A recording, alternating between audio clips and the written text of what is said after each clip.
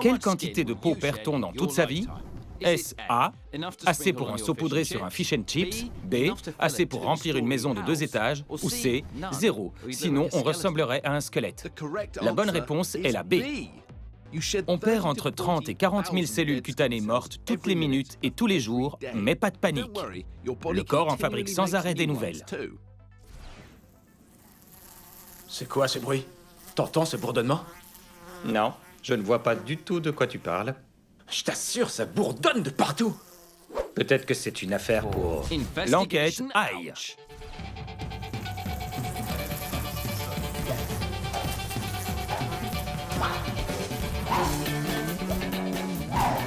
Oui, cette pièce est pleine de mouches et non, je ne me suis pas lavé depuis des semaines, mais nous n'allons pas parler de ça. Si vous vous demandez ce que ces mouches ont à voir avec la médecine moderne, je vais vous l'expliquer. Voici Kerry Jones. Il est éleveur de mouches. Oui, vous avez bien entendu, il élève des mouches. Kerry, combien de mouches tu gardes dans cette pièce? Il y a 36 000 mouches dans cette pièce. Et tu les as toutes comptées? Tout à fait. Je parie qu'il leur a donné un nom. De quel genre de mouches s'agit-il? Ce sont des mouches vertes communes, qu'on trouve dans les maisons ou dans les jardins de nos régions. Ces mouches sont élevées dans un environnement parfaitement stérile et sans aucune bactérie et se nourrissent d'un mets très spécial. Miam. Ce que nous avons là, c'est une grosse boîte pleine de mouches en train de manger du foie cru.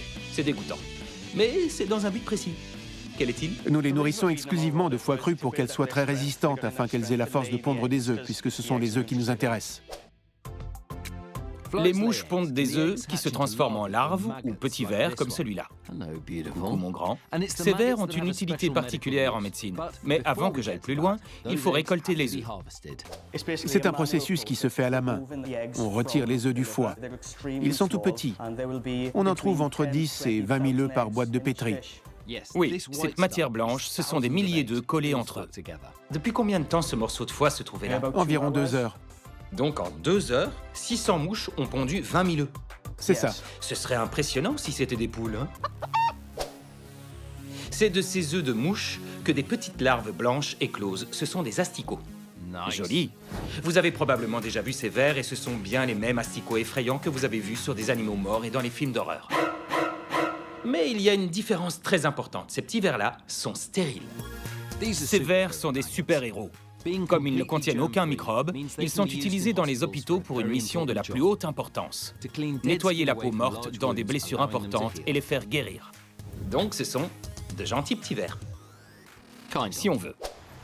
Ici, il y a un pied infecté avec 500 asticots dans la plaie. Allons les voir en action. Ce n'est pas pour les âmes sensibles. Préparez-vous à vous cacher les yeux, mais pas maintenant. Voici Rose Thomas. Elle est médecin des pieds, ou podologue. Elle va s'occuper de ça. C'est un pied, sous lequel se trouve une méchante blessure. Et une chaussette, donc vous pouvez regarder. Les vers ont travaillé pendant 2 jours. On va découvrir ce qu'ils ont fait. Attention les yeux. J'espère qu'ils auront bien mangé et qu'on va avoir une jolie blessure toute propre. Attention, ça peut dégoûter un peu. Voilà. Vous regardez? C'est un peu nettoyé, mais pas complètement. Ils sont encore bien vifs là-dedans. Ce sont nos petits chirurgiens aveugles qui nous aident à nettoyer les plaies. Donc ce sont des chirurgiens de précision. Des chirurgiens de haute précision, oui. Regardez de plus près. Bien qu'ils puissent manger de la chair morte, ces vers n'ont pas de dents. Ils vomissent de puissantes substances chimiques dans la blessure qui dissolvent les chairs mortes pour pouvoir les manger, ainsi que toutes les bactéries qui les accompagnent. Et c'est ce qui fait d'eux de parfaites machines à nettoyer les plaies. La plaie est beaucoup plus belle maintenant parce qu'elle était couverte de matière jaunâtre. En effet, cette matière jaunâtre est de la chair morte. Même si ça paraît pire maintenant, si vous regardez bien, en fait la blessure est plus saine. La plaie de ce patient s'est bien rétablie en 2 jours. Pas d'inquiétude, les vers ne mangeront pas la peau saine. Ils ne se nourrissent que des matières mortes. Personne ne va être dévoré vivant. C'est rassurant. Quand on pense aux vers, on les imagine en train de grouiller dans les poubelles. Mais c'est leur capacité à manger de la chair en putréfaction qui fait d'eux de si bons guérisseurs. Alors qu'un chirurgien humain devrait peut-être amputer un pied, 500 minuscules chirurgiens aveugles sont capables de ne manger que la chair morte et par conséquent sauver le pied. Quelle quantité de salive un être humain produit-il dans toute sa vie? Est-ce A, assez pour remplir 500 baignoires? B, assez pour remplir une chasse d'eau? Ou C, juste assez pour verser sur les céréales du matin? La bonne réponse est la A, assez pour remplir plus de 500 baignoires. Ça représente presque 40 000 litres de salive. On ne vous cachera jamais les trucs dégoûtants. Alors préparez-vous à voir des trucs dégoûtants assoiffés de sang. Voici l'enquête. Aïe! Ceci est une sangsue, une espèce de ver. Alors que nous n'avons qu'un cerveau, la sangsue en a 32. Alors que nous avons 32 dents, la sangsue en a 125. Elle se nourrit essentiellement de sang. En ce moment même, je lui fournis son déjeuner. Le temps qu'elle passe sur mon bras, elle va absorber mon sang à hauteur de 5 fois son poids. C'est un peu comme si moi, je mangeais une petite vache, sabot, cornes et tout le reste compris. Donc ce sont des goinfres. C'est dégoûtant. Ces créatures peuvent en fait sauver des vies rien qu'en suçant notre sang. Pour boire, cette sangsue m'a mordu et sa salive va atteindre mes veines et y diffuser une substance chimique qui va fluidifier mon sang et l'empêcher de coaguler. C'est cette caractéristique de pouvoir fluidifier le sang que les chirurgiens utilisent en médecine moderne. Imaginons que vous vous coupiez le bout du doigt. Un chirurgien peut encore recoudre le doigt, mais si des caillots de sang se forment à l'intérieur du bout du doigt coupé, le sang frais ne pourra plus entrer et il tombera. Cependant, ce que les docteurs peuvent faire, c'est attacher une sangsue au bout du doigt et les mêmes substances chimiques qui permettent au sang de circuler dans la sangsue sur mon bras dissoudront le caillot et aideront le sang frais à circuler dans le bout du doigt recousu. Aucune machine high-tech ni aucun médicament ne réussit à le faire aussi bien qu'une sangsue. Elles sont si importantes qu'on en fait l'élevage. Pendant que celle-ci se régale, allons voir les autres. Voici Carl Peters Bond. C'est un roi de l'élevage de sangsues. Il en a 30 000 dans ses cuves actuellement. Comment elles se reproduisent? Les sangsues sont à la fois mâles et femelles et peuvent se reproduire simultanément. Un garçon d'un côté et une fille de l'autre. C'est une fécondation croisée. Donc quand deux sangsues s'accouplent, elles tombent enceintes toutes les deux, ce qui est franchement étonnant. Regardez leur bébé. Voici un nid de sangsue. Lorsque la sangsue pond ses œufs, ça fait comme un petit cocon blanc. C'est spongieux. Donc, ce sont les sangsues qui les ont fabriquées et on peut voir l'espace vide en haut, mais aussi les sangsues qui se trouvent en bas. Je vais ouvrir la capsule. Ça grouille de sangsues. C'est le pire œuf surprise du monde, hein? Oui. C'est tout à fait fascinant. Mais j'en reviens pas à quel point c'est dégoûtant. Et je suis assez distrait par le fait que j'ai toujours cette énorme sangsue qui se nourrit sur mon bras. Qu'est-ce qui se passera quand elle sera repue? Elle va juste tomber et le trou laissé va saignoter pendant une dizaine d'heures. Une dizaine d'heures? Génial, personne ne m'avait prévenu. J'aurais aimé le savoir. Après 1h30 sur mon bras, elle est repue et on voit bien qu'elle a fait saigner mon bras. Je vous explique. Si vous vous tranchez le doigt et qu'un chirurgien le réattache, ce sont les substances chimiques qui me font saigner en ce moment qui permettront à du sang frais de circuler dans les vaisseaux du doigt recousu. Elles ont beau être des goinfres et franchement dégoûtantes, elles n'en restent pas moins des guérisseuses exceptionnelles. Regardez comme elle a grossi. Elle est vraiment 5 fois plus grosse. Elles sont attachantes, je dois dire. Littéralement. Combien pèse la peau d'un adulte de taille moyenne? Est-ce l'équivalent de A, un chien carlin adulte, B, 2 nouveau-nés, ou C, 3 ananas? La bonne réponse est C. 3 ananas pèsent un peu moins de 3 kilos, comme la peau d'un adulte en moyenne. Xand? Ouais? Tiens-moi ça. Ah! Un serpent en plastique? Ces trucs sont terrifiants. Oui. Mais et si le serpent était réel? C'est une affaire pour l'enquête Aïe. En tant que docteur spécialisé en médecine tropicale, je suis habitué à travailler dans des endroits exotiques avec de dangereuses créatures. Aujourd'hui, je me trouve au dernier étage de l'école de médecine tropicale de Liverpool. Et en fait, il s'agit d'un des endroits les plus dangereux que j'ai visités. Parce que tout autour de moi, il y a 180 des serpents les plus mortels. De nombreuses espèces de serpents sont conservées ici, et chacune est potentiellement capable d'administrer une dose de venin mortel, un liquide toxique que les serpents injectent grâce à leurs crochets.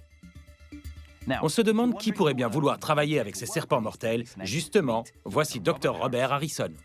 Pourquoi tu gardes 180 serpents venimeux dans cette pièce? Nous prélevons le venin de ces serpents qui est utilisé pour élaborer des médicaments afin de traiter les personnes qui sans ça pourraient mourir d'une morsure de serpent. Ce médicament miraculeux appelé antivenin est élaboré à partir de venin de serpent. Cet antivenin confectionné par le docteur Robert et son équipe à Liverpool permet de soigner des gens à 6500 km d'ici, en Afrique de l'Ouest, où 36 000 personnes meurent chaque année d'une morsure de serpent. Voici Paul Rowley, un manipulateur de serpents qui en a sorti de leur vivarium pour que nous puissions les admirer en pleine action. Par exemple, ici, nous avons une vipère des pyramides, parmi les serpents les plus dangereux au monde pour l'homme. Elles sont petites, mais sont extrêmement dangereuses. Elles tuent beaucoup de gens. Comme l'antivenin est élaboré à partir de venin de serpent, Dr Robert et Paul doivent prélever le venin dans la bouche du serpent, mais c'est plutôt dangereux. Lorsque le serpent mord le verre, comme ici, le venin toxique coule des crochets et est mis de côté. C'est un peu comme traire une vache, et ça ne blesse pas le serpent. Rob, que se passerait-il si, au lieu d'une coupelle en verre, c'était de la chair humaine? Une fois dans le sang, le venin crée une hémorragie dans tout le corps. Le patient saigne de partout, du nez, des gencives, des yeux et des organes internes. Un si petit serpent peut faire vraiment des dégâts. Et cette toute petite goutte de venin que nous venons de collecter est plus que suffisante pour tuer un être humain. Mais c'est aussi suffisant pour produire l'antivenin qui sauvera des vies. Si vous êtes sensible, détournez le regard. Voici la photo d'un garçon de 12 ans qui s'est fait mordre au pied par une vipère des pyramides. Il a perdu son gros orteil, mais l'antivenin lui a sauvé la vie. Chaque serpent possède un venin différent des autres et nécessite un antivenin propre. Alors, prêt pour un autre serpent? Celui-ci est vraiment génial. C'est une vipère heurtante. Le serpent vient de mordre le tapis. Et c'est seulement un des problèmes quand on fait ça. C'est quelque chose de vraiment très difficile à faire. Le venin de cette vipère a des effets différents sur le corps humain. La destruction de toutes les chairs autour de la morsure, ça ronge le muscle et la peau.